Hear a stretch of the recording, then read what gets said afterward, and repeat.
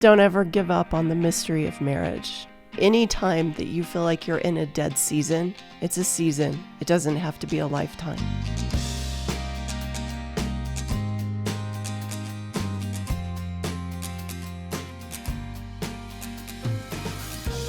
Everybody, and welcome to podcast number 106 of the Gordon and Cherise show.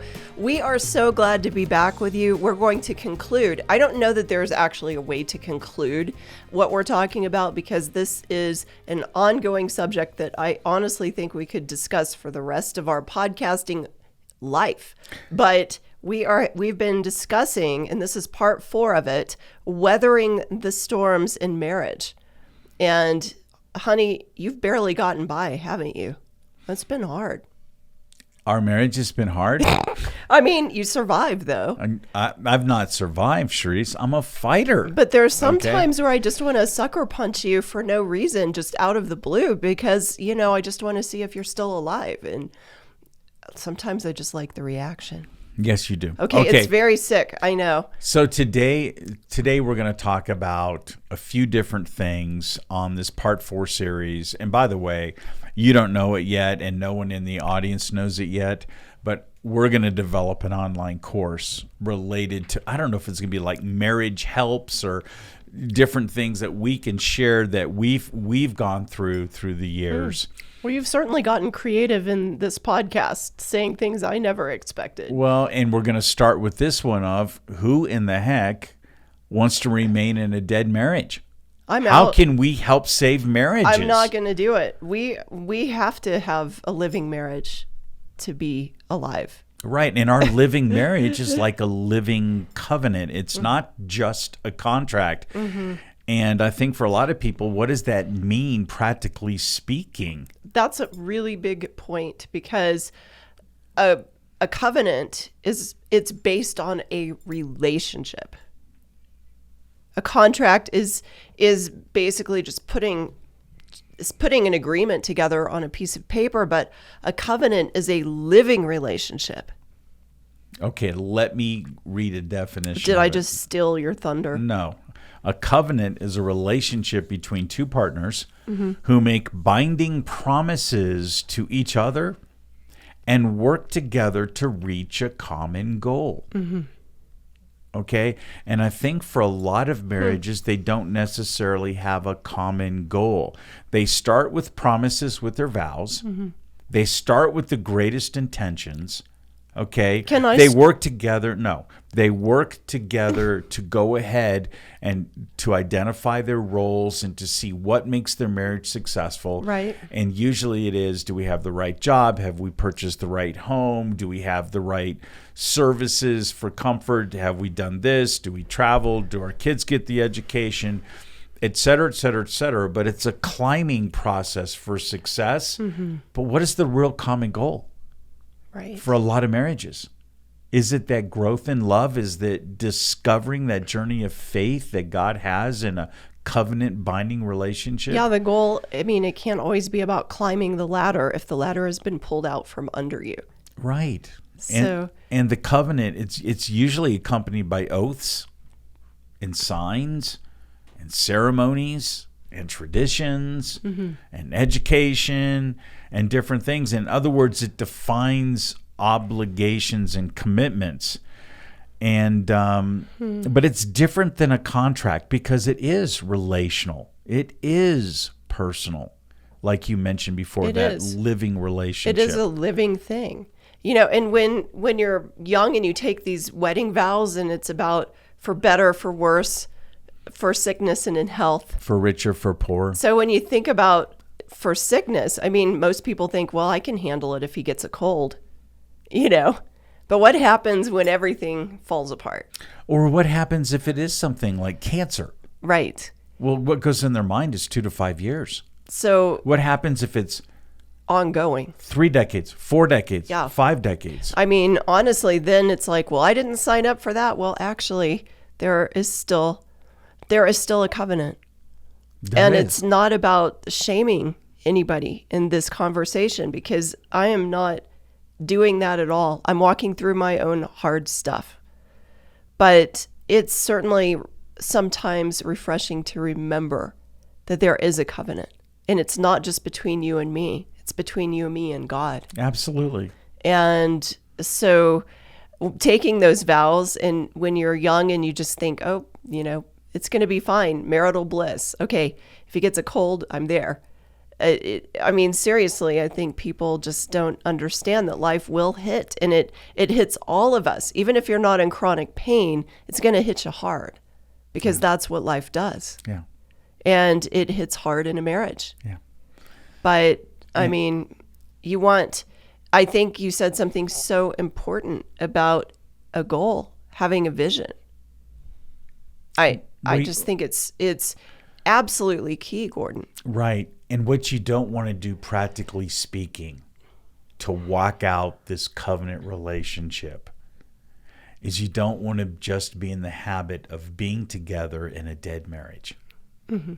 And you don't want to be miserable the entire time, because that's not enough satisfaction to fuel your marriage, to keep it going on the journey of life. It's like two corpses sleeping at night in the same bed. That's not what this is about. Back to my description, it's like the gas tank's going to run dry. Mm-hmm. You're not going to be able to move.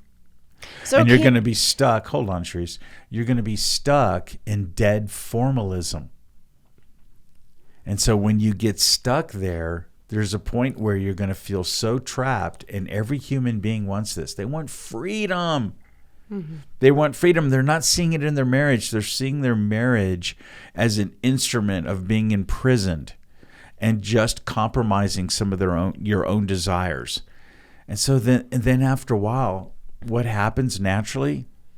Hey, I'll be better off if I'm not married anymore. Mm-hmm. Yes, the kids might get hurt, but I'll be a better parent for the kids in the long run. And for a lot of Christians who are easing into that thought process, don't believe it. It's a lie. It's extremely rational. It's a great justified process to say, I'm going to move on and be a better person in different relationships. But there's consequences to getting a divorce. 100%. And those consequences aren't just contractual with finances. Here's the dissolution of marriage and spousal maintenance and child support and whatever's given out. Those things exist, but the deeper things are the roots that you pull up in your heart and the covenant you made with God. Yes. There's a deeper repercussion that's not seen on the outside with a lot of people because they're dealing with so much hurt. But inside, there's going to be consequences to your faith. And that doesn't mean you can't get a refreshment or you can't be restored in other relationships or even have another marriage. I'm not saying that. But I'm saying this, it's not as easy peasy as people think. It's not, because there's a train load of baggage that comes from that. And so it's not easy in and easy out. It's complicated. And there's plenty of people, not diminishing the struggles you feel in your marriage. And again, we said this in the initial podcast, if there is true abuse happening in a marriage, this is not about sustaining abuse. I don't care what your belief system is. Abuse is abuse, and it needs to be dealt with. And there are professional counselors that I would recommend that you go to. And absolutely not saying to stay in a destructive, abusive, horrible situation. There should not be. This is not a justification for that. But this is talking about the hard stuff. Everybody goes through hard stuff. Mm-hmm. And every marriage gets tested. And yeah, Gordon, I have to say this as you were talking about things and talking about the divorce part, like saying, okay, leaving, when you leave your spouse and it's the alimony and child maintenance and all of that. One of the thought patterns for people in chronic pain that leads to that is that I'm no longer of value to my spouse because of my pain. And I have to say, Gordon, it took a lot of courage for you to face that in your own life and in your marriage with me. But how did you overcome that thought process so that you realized that you still had value to bring into a marriage when you were in pain? Because when I put my thoughts with God and I changed my thoughts and I said, I'm going to trust my thoughts that are higher than the thoughts that I have here in the flesh. And I have to trust no matter what I'm feeling, even if I feel like I'm doing nothing, okay? Instead of listening to myself and my flesh and my own thoughts of doubt and my emotions that may have been toxic and my confidence levels being down because of chronic pain, I put them on God. I put them in the Word, and that made me grow in love. Just like our marriage grew in the art of communication, I grew in the art of love because I was literally doused with God's love. You were. I was. You saw that. I think that you were open and received it even in pain. I did. And so because you could have just said, I'm no use. I'm not going to wreck your life, Cherise. You're young. I'm going to leave. I'll just let you do your thing. I'll do mine. I'll just be in my pain. And that's it. It took honestly, great faith to overcome those train wreck of thoughts that were in your own mind and that you occasionally would display in conversations with me, because it wasn't all perfect. There were times where you really fought it and fought staying in the fight. You had to fight to stay in the fight. I did. I think the times where I felt like giving up, and we're talking 29 years, folks, the times that I felt like giving up were only the times that I felt like you were growing weary and taking on too many loads. I didn't want you to take on more. And because I didn't want you to take on more, I felt like, what if I could disappear? What if I could hide under a rock? What if I could just eliminate myself from the equation of life? And I had to immediately, it was almost reflexively, because I had trained myself in the Word for all those years, reflexively realize, no, I'm not going to do anything to jeopardize that relationship with God when He says, I have a binding relational covenant with you that's done by grace. Right. And that grace is through Jesus Christ. I am not giving up in you, and I live in you through the Holy Spirit. I'm in you. So I had to go to that area and grow. I had the art of spiritual growth because of testing. There's a trust in a spiritual value that increases. What happens is, instead of just looking at the toxicity of your flesh or this idea that you don't have enough confidence or you need to disappear, I could look at our relationship with, okay, these same principles of growth also apply to human beings, not just me and God. Okay? They apply with Cherise and Gordon. So because they apply with Cherise and Gordon, He's going to pull us out of this. I need to be a part of this. There's wisdom of God in me. Yes. I need to share that. And Gordon, the fact that you chose to stay engaged, even though it would have been easier to give up the fight. Yes. And to be on your own in a little dark apartment, wallowing in your pain. And watching sports 24/7. Yeah. You might have liked that part, yes. I will say. Yeah. But no. And so you mentioned it earlier in today's podcast. Right. We had to gain new vision. And by gaining new vision as a couple through this, okay, Gordon's got massive pain. Cherise has emotional and stress overload. And she's got these things too. But you know what? Purpose is the lifeblood of our marriage. Okay? And it's not just our hands working it. It's God's hands working in us. And when you get to the point of saying, look at the strength of two people with pain.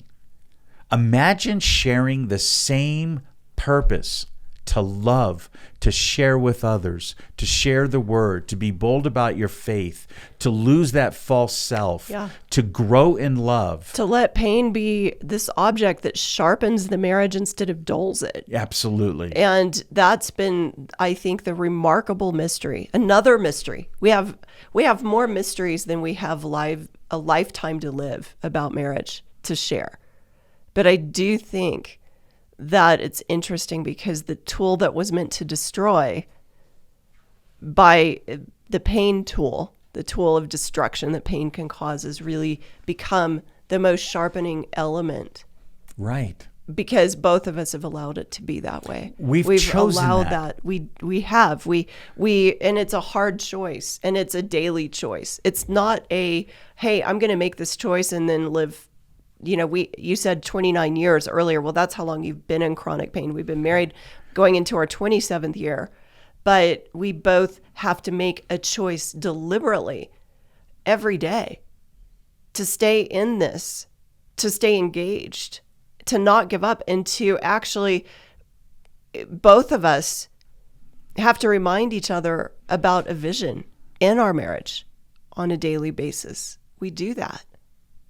We remind each other that we're going somewhere together. Right. And I think part of the vision is not just trying to run to the future and escape what we got to deal with.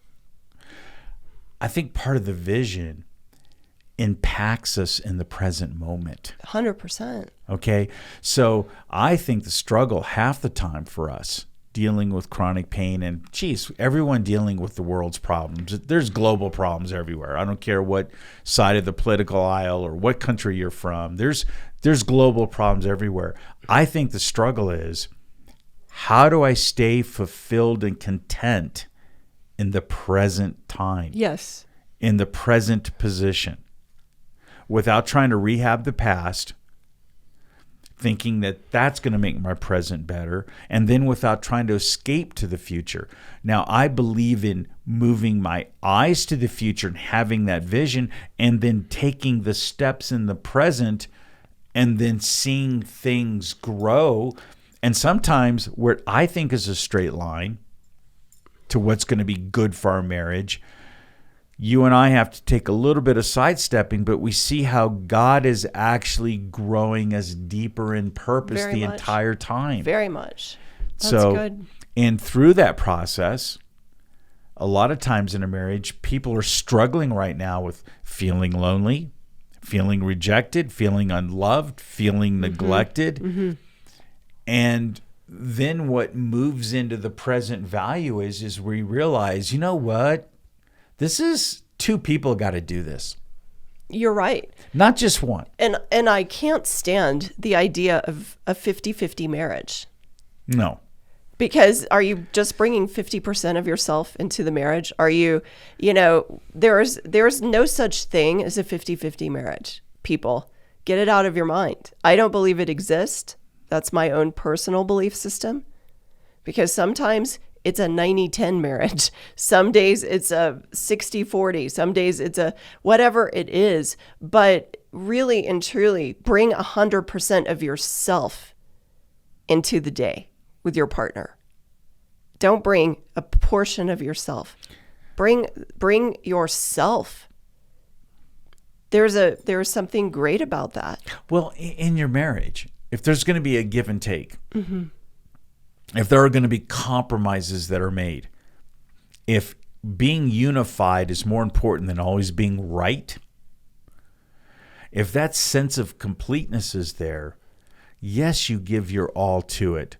But if you're looking at statistics, you're right. Sometimes the outcome is, with both of you working, is that you got 60% and I got 40%, even though we both gave 100%. Exactly. That's the truth. That's the truth in marriage right there. Yeah. Yeah. And don't sit there and go, I only got 40%. Oh my goodness, now I got 20%. Now I got 10%. Now I'm feeling lonely. Now I'm feeling rejected. Now I'm walking in disbelief. Now my eyes are moving to other things. And my marriage quickly moves into something stagnant. Right. And then it moves into a death. You don't want to be there, You're definitely. right. The number one thing, this is really important. You mentioned abuse was the number one issue cause for divorce today. Just recently, financial frustration was also a high-ranking issue that's causing a deterioration in marriages. Very true. In other words, especially in this time of an inflationary market and everything is changing and people are getting more and more afraid, I think it's going to amplify this part. well, the feeling of having enough. It'll never feel like enough. It's never enough. And that's the core of the problem, whether this feeling relates to safety, security, and securing a bright future. Right. There's nothing wrong with the principles of sowing and reaping. I don't know how people are handling their bank accounts, whether they have separate accounts, et cetera. We have everything together. We're hand in hand in this, and we're going the whole way the best we can, and sticking with God's purpose in our lives. But I would encourage people, the core of the financial issues is really compulsiveness. It's not one's ability to add up the numbers on an Excel spreadsheet and to almost in a military fashion stick with a budget and stick with this and that to show you're responsible. That's good. No, I believe in a strong administrative gift to be responsible or to see something. I also know with our marriage, we have a portion of that, but the biggest portion is probably generosity. But we're able to strive on earning different things. We've seen God do this with us in our lives. The pie doesn't have to be so small where we just cut a piece, and that's how we live based on the finances in that small piece of pie. He shows us a bigger pie. And when you are in pain, you want to be in self-preservation. So stockpile the money, because I may be worse in the future. So I've got to make the money last, and I can't be generous. And fear erupts. It's true, and it's understandable. But the truth is, a generous man will always prosper. I found that with you in our marriage. And you always remember people who are in poverty or people who are in need, and the relationships that we have around us or the ministries that we're involved with. I think it's really a beautiful thing that sometimes, the finances is a real battle. Absolutely. In a marriage. It's a real struggle. And for those of us who have an unexpected role reversal, which I've lived in almost 27 years of my life, Cherise, hold on. You keep repeating that fact. It's a true thing. It's not easy to go into a marriage thinking one thing, like, okay, in a traditional sense, my husband is supposed to provide everything and I'm going to be the mom that stays at home and do all this. Well, none of that happened. We had a complete switch, and it was a very hard thing. And it was hard, and there have been times where I've taken that frustration out on you because I've been afraid that I couldn't fulfill my duties to financially provide for the family, or that it was overwhelming. It was too much. You have done, Cherise, I'm going to say this on the podcast. You have done a superb job, and you also know this. Whenever there's tension between us about those situations, because finances aren't just one-sided. Finances also deal with the emotions behind them. Yes. And so, exactly. So when I see you frustrated, or I see something happen, or you're overwhelmed, what happens with me is shame tries to take over. Right. And then it would be easy to get really upset with you, even with chronic pain. But for the folks that that's happening to, here's what I do.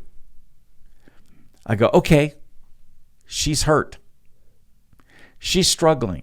There's too much of a load. God, Heavenly Father, I need your spirit to talk to her. Mm-hmm. She has the reason in her. She reads the word. She knows better. Mm-hmm. And don't take it personally.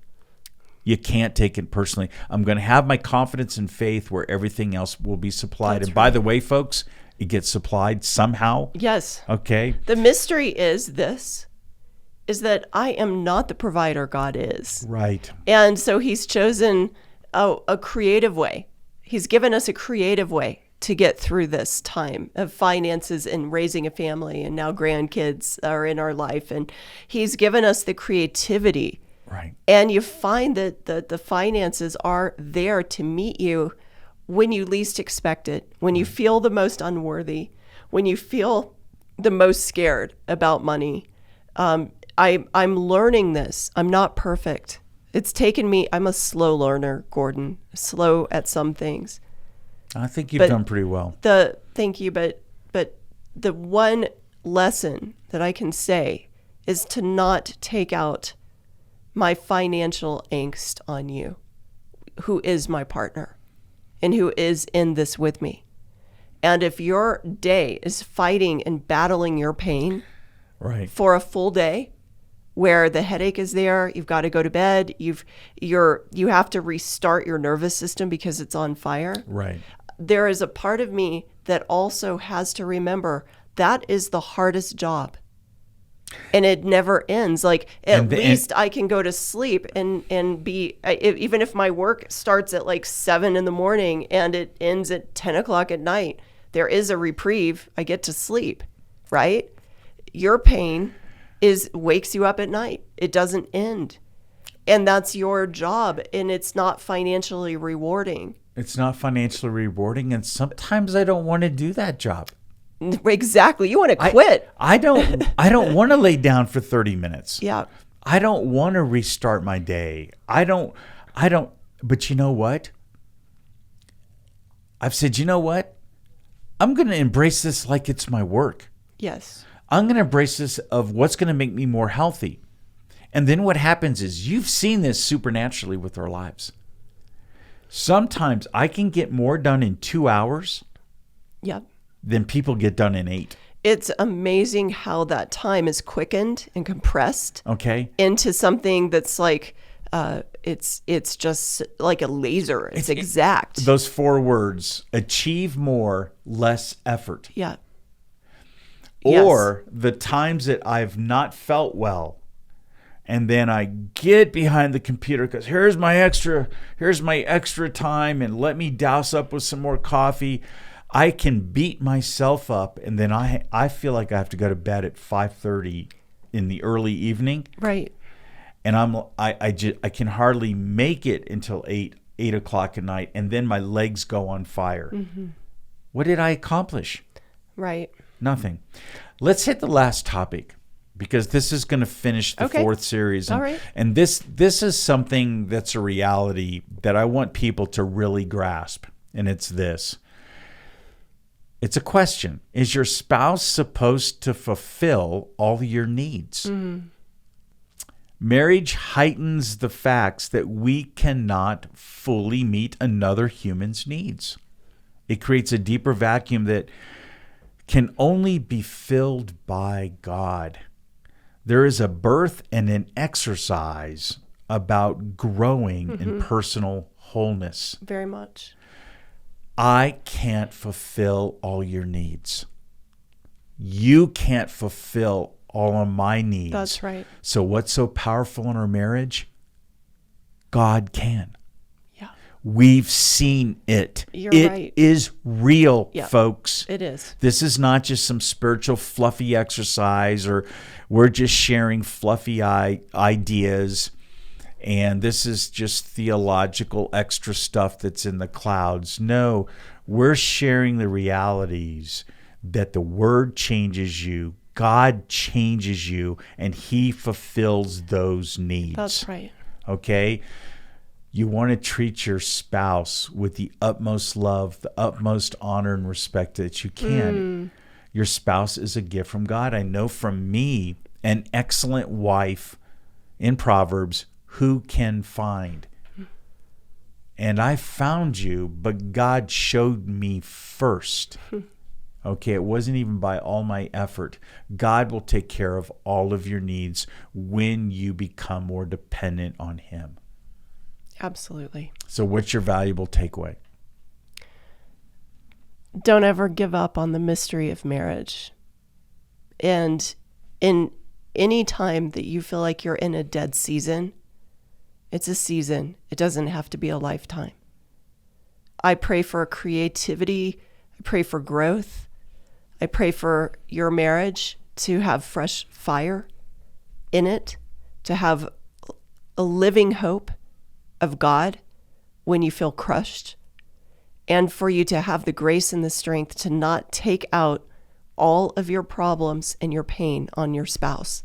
They're in pain enough. Yes. Give them a break. Give yourself a break. Be kind to yourself too. Be kind to yourself. But realize that marriage is a gift and treat it as one, even if you don't feel it. Treat it as one. Honor your spouse. Love them. God is in this. He is present, and he is your help. And you're right, Gordon. Marriage can open a vacuum that you never even knew you had, like this black hole of, oh my gosh, this is never going to get filled.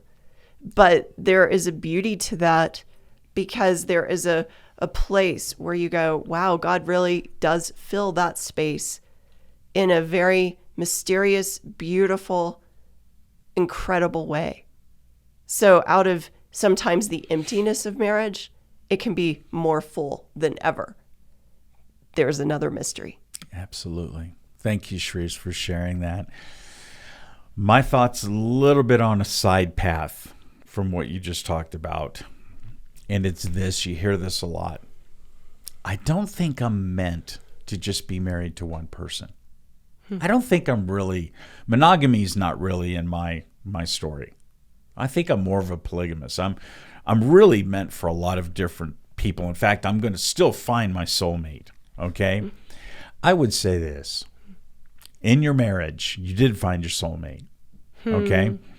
So besides the physically declining changes that happen with our spouses, with age, disease, illness, okay, maybe accidents, maybe just plain wrinkles that you get from getting older, okay? That's not what keeps you connected the most. The essence of attraction deals with who the person is or who they are becoming, okay, from within. Moral character is also part of the attraction to the beauty of being a human being. And I would encourage people, look inwardly. And you can also look inwardly by looking at looking through the eyes of your spouse. That form of communication, when you see from them, you know what they're communicating automatically back with you. And it can be extremely beautiful. So that's so good. Honey. We want marriages to stay together. Are we going to stare at each other the rest of the day? No, we're not. We're not. We're gonna keep doing our stuff. We got a big power pack day today. So that's the last part.